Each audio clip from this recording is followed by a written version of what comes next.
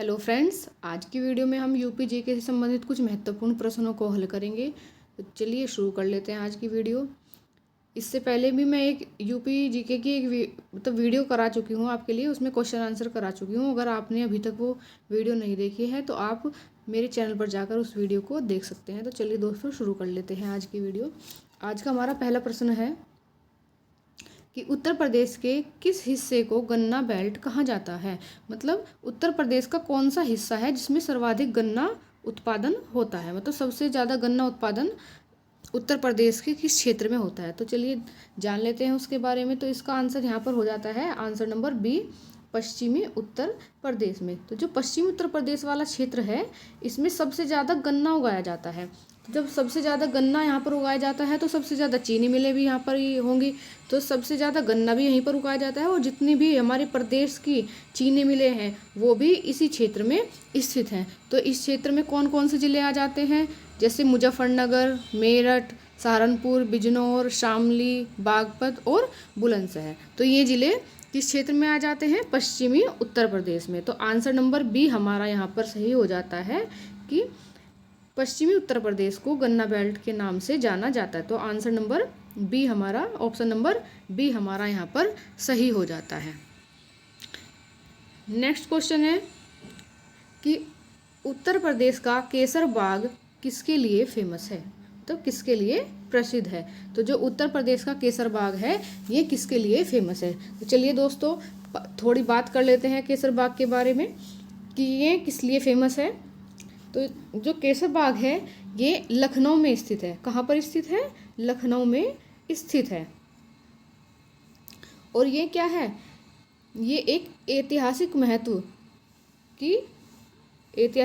का क्या है, इमारत है। तो ये क्या हुआ, आंसर नंबर बी यहाँ पर सही हो जाता है। आंसर तो हमें पता चल गया कि ये क्या है, एक ऐतिहासिक महल है। केसर बाग किसके लिए प्रसिद्ध है, ये एक ऐतिहासिक महल है। लेकिन थोड़ा सा इसकी पृष्ठभूमि के बारे में जान लेते हैं, वहाँ से भी क्वेश्चन पूछ लिया जाता है। तो इसका निर्माण जो है वो अवध के अंतिम नवाब वाजिद अली शाह ने करवाया था। तो इसका निर्माण किसने करवाया था, जो अवध के जो नवाब थे वाजिद अली शाह उन्होंने करवाया था। और इसका निर्माण हुआ था 1848 से 1850 के मध्य। ठीक है, आप समझ गए कि इसका निर्माण कब हुआ था। इसका निर्माण हुआ था 1848 से 1850 के मध्य। ठीक है दोस्तों, और ये किस लिए फेमस है, ये अपनी मुगल और यूरोपियन मिश्रित वास्तुकला के लिए फेमस है। मतलब इसको किस में बनाया गया है, किस वास्तुकला शैली में बनाया गया है इसको, तो इसको मुगल और यूरोपीय मिश्रित वास्तुकला शैली में इसको बनाया गया है। और दोस्तों इसमें क्या है, इसमें लाखी दरवाजा भी है। कभी कभी पूछ लेते हैं इस लाखी दरवाजे के बारे में, लाखी दरवाजा। तो जो केसर बाग है उसमें जो प्रवेश करने के लिए दो बड़े बड़े बहुत ही विशाल दरवाजे बनाए गए हैं, जिनको क्या कहा जाता है, जिनको कहा जाता है लाखी दरवाजा। तो ठीक है, आप समझ गए इस बारे में कि जो केसर बाग में जो प्रवेश करने के लिए जो दरवाजे बनाए गए हैं वो बहुत ही विशाल और ऐतिहासिक हैं। तो उन दरवाजों को क्या कहा गया है, उन दरवाजों को लाखी दरवाजा कहा गया है। ठीक है दोस्तों, और जो ये महल है ये किसके लिए बनवाया गया था, मतलब किसके लिए इसका निर्माण कराया गया था। तो जो शाही महिलाएं होती थी, ठीक है, जो कौन होती थी, शाही महिलाएं, जो शाही महिलाएं होती थी उनका ये निवास स्थान होता था। ठीक है दोस्तों, तो ये इसका निर्माण किसके लिए कराया गया था, जो शाही महिलाएं होती थी उनके आवास के लिए। ये अपनी मीनारों, लालटेनों के लिए और पीली इमारतों के लिए क्या है, फेमस है बहुत ज़्यादा। लेकिन बाद में क्या हुआ, 1858 में अंग्रेज़ों ने इसको लूट लिया और लूटने के बाद इसको क्या कर दिया, इसको नष्ट कर दिया। ठीक है, तो अंग्रेज़ों ने क्या किया, 1858 में इसको लूट लिया और लूटने के बाद इसको नष्ट कर दिया। उसके बाद तो सिर्फ ये क्या हो रह गया, बस एक हेरिटेज के रूप में रह गया, मतलब एक घूमने के स्थल के रूप में रह गया। तो हम जान गए केसर बाग के बारे में। तो केसर बाग किस लिए प्रसिद्ध है, ये एक ऐतिहासिक महल है। आई होप आप इसके बारे में बहुत अच्छे से समझ गए होंगे। चलिए दोस्तों नेक्स्ट क्वेश्चन पर चलते हैं। नेक्स्ट क्वेश्चन है कि उत्तर प्रदेश का राजकीय पक्षी क्या है। तो उत्तर प्रदेश का राजकीय पक्षी क्या है, सारस। ये बहुत ही इजी क्वेश्चन था, इसमें कोई समझाने वाली बात है ही नहीं। तो चलिए नेक्स्ट क्वेश्चन पर चलते हैं। नेक्स्ट क्वेश्चन है दोस्तों हमारा कि जो तांबा है वो उत्तर प्रदेश के किस जिले में पाया जाता है। तो चलिए जानते हैं कि तांबा किस जिले में पाया जाता है उत्तर प्रदेश के। तो जो तांबा है वो तांबा उत्तर प्रदेश के ललितपुर जिले में पाया जाता है। ठीक है दोस्तों, तो तांबा कहाँ पर पाया जाता है? तांबा उत्तर प्रदेश के ललितपुर जिले में पाया जाता है। और ललितपुर में भी कहाँ पाया जाता है? ये सोनराई वाले क्षेत्र में, जो सोनराई वाला क्षेत्र है वहाँ पर पाया जाता है।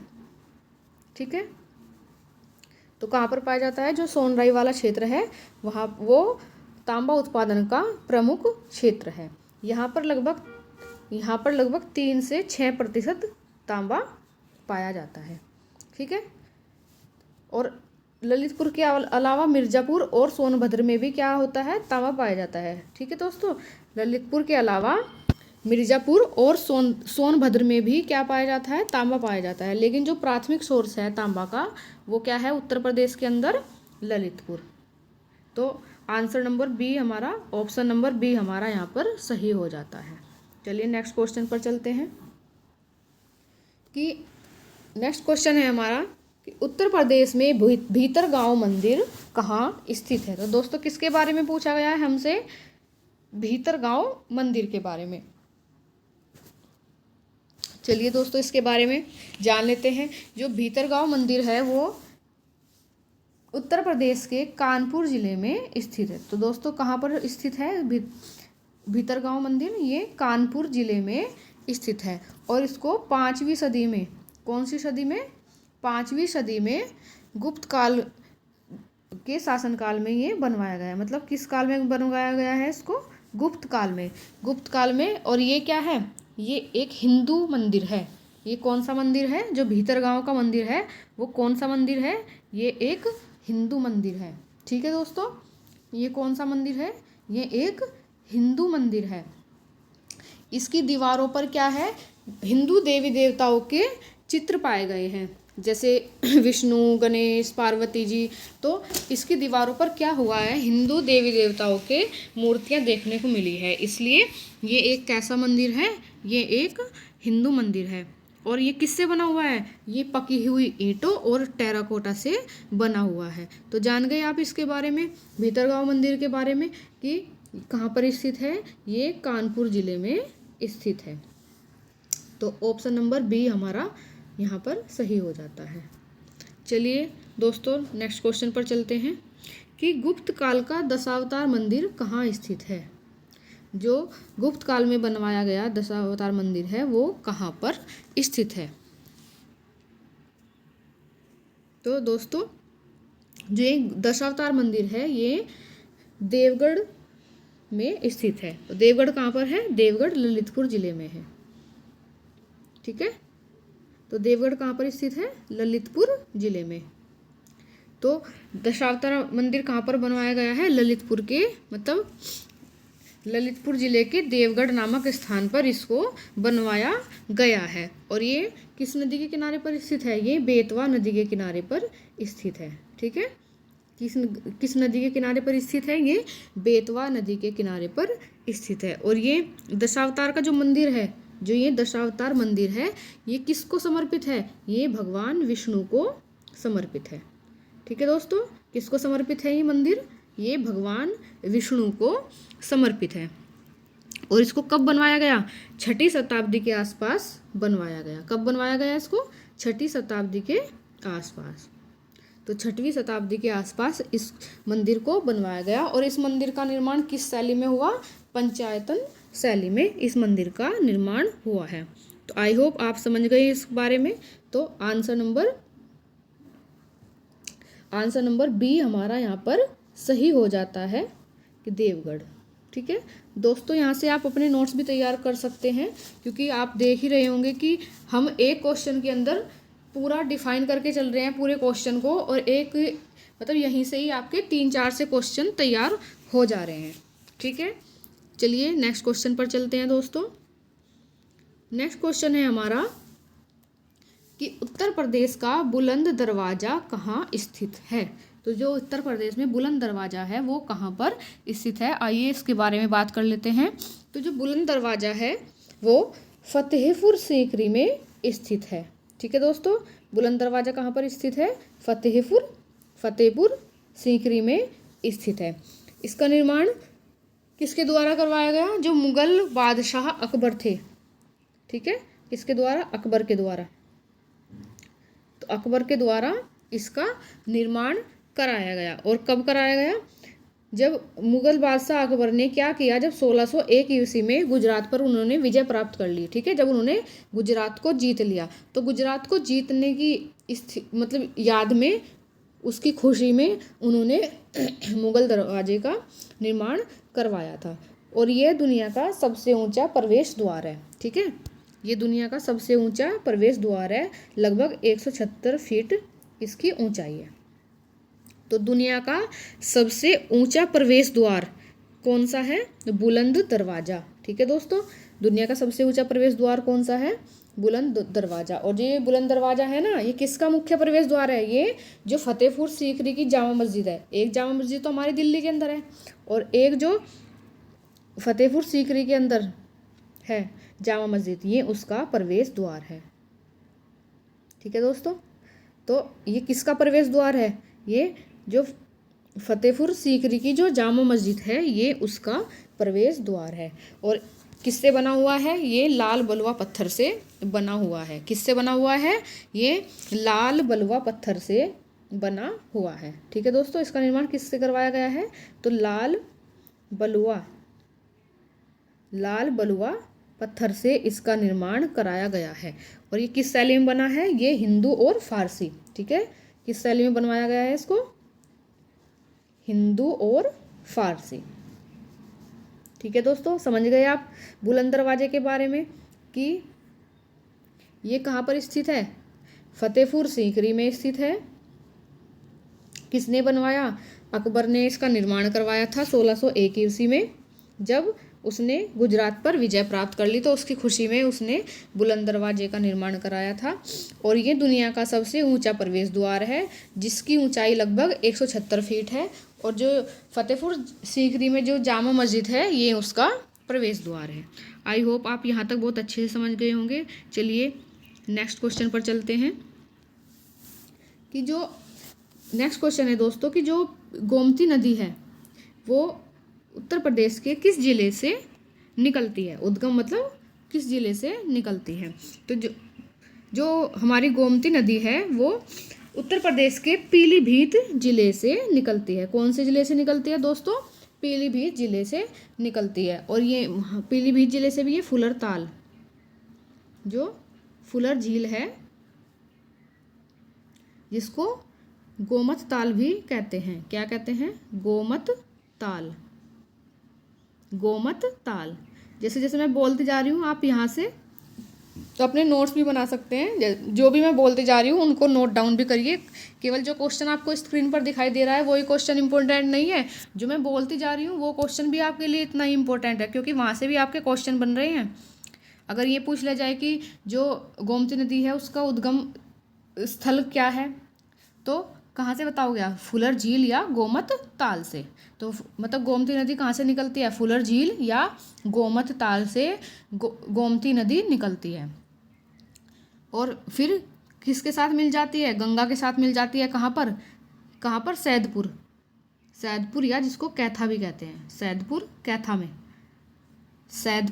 कैथा में ये गंगा नदी से मिल जाती है। तो अगर पूछ लिया जाए कि गोमती नदी गंगा नदी से कहाँ पर मिलती है, तो आंसर हो जाएगा सैदपुर या कैथा में। ठीक है दोस्तों, ये समझ गए आप इसके बारे में। तो यहाँ पर हमारा क्वेश्चन क्या है कि कहाँ उसका जो उद्गम स्थल है किस जिले से पूछा है, किस जिले से होता है?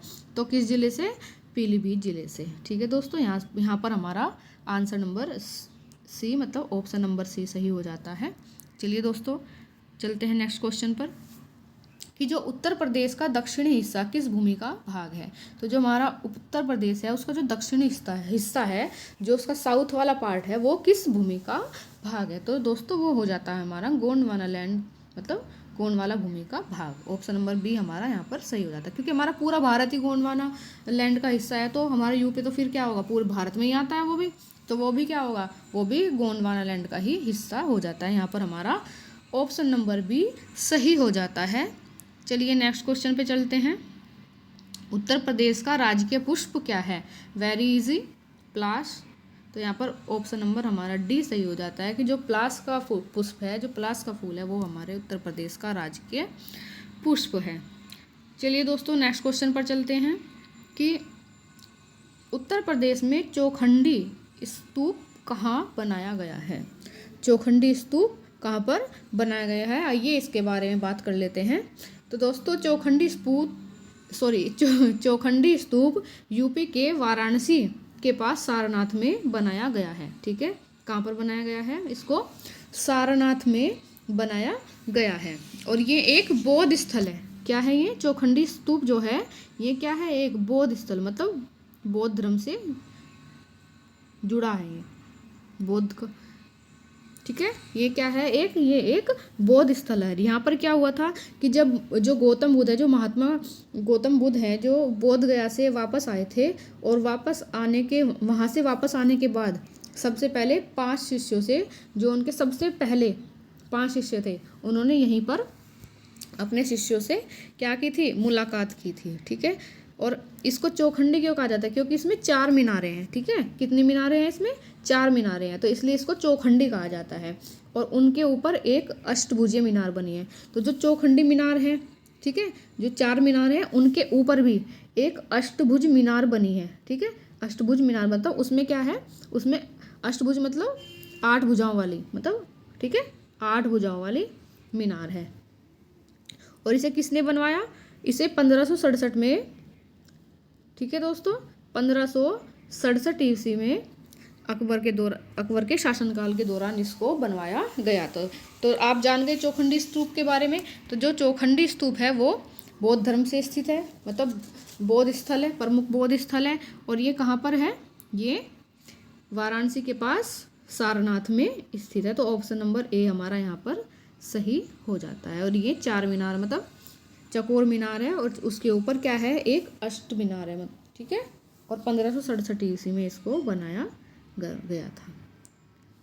समझ गए आप इसके बारे में? चलिए दोस्तों हमारा लास्ट क्वेश्चन है आज का कि उत्तर प्रदेश की पहली महिला राज्यपाल किसे बनाया गया था? तो सरोजनी नायडू जी को। यहाँ पर सरोजिनी जी नहीं, इनकी स्पेलिंग गलत हो गई। ऑप्शन नंबर सी हमारा यहाँ पर सही हो जाता है कि जो कौन है? सरोजनी नायडू, उनको क्या बनाया गया था? उत्तर प्रदेश का पहला राज्यपाल स्वतंत्रता प्राप्ति के बाद, मतलब जब हमारा देश आज़ाद हुआ, जब हमारे देश को आज़ादी मिल गई, तो उसके बाद इनको क्या बनाया गया? पहला राज्यपाल बनाया गया उत्तर प्रदेश का। और इन्होंने किस वर्ष से किस वर्ष तक कार्य करा? तो इन्होंने 1947 से 1949 तक, ठीक है, कार्य किया। और ये क्या थी? ये एक स्वतंत्रता सेनानी थी, कवित्री भी थी और नारी शक्ति की प्रबल समर्थक भी थी। तो यहाँ पर हमारा आंसर नंबर सी सही हो जाता है। ऑप्शन नंबर सी सही हो जाता है कि सरोजनी नायडू जी को स्वतंत्र भारत में उत्तर प्रदेश की पहली महिला राज्यपाल घोषित किया गया था। और 1947 से लेकर 1949 तक उन्होंने राज्यपाल पद पर कार्यभार संभाला। तो आज ही हमारा आज का अंतिम प्रश्न था। आई होप आपको आज की वीडियो बहुत अच्छी लगी होगी। अगर वीडियो अच्छी लगे तो लाइक करें, शेयर करें और कमेंट में ज़रूर से बताना कि आपको मेरी वीडियो कैसी लगी। और मैं अपने चैनल पर CDP की क्लास भी करा चुकी हूँ। उसमें मैंने जीन पियाजे करा दिया है और हम इवान पावलोव के बारे में पढ़ चुके हैं और थॉर्नडाइक के बारे में भी हम पढ़ चुके हैं। अगर आपने अभी तक वो वीडियो नहीं देखी है तो मेरे चैनल पर जाकर आप उन वीडियो को भी देख सकते हैं। तो चलिए दोस्तों, मिलते हैं नेक्स्ट वीडियो में। Thank you.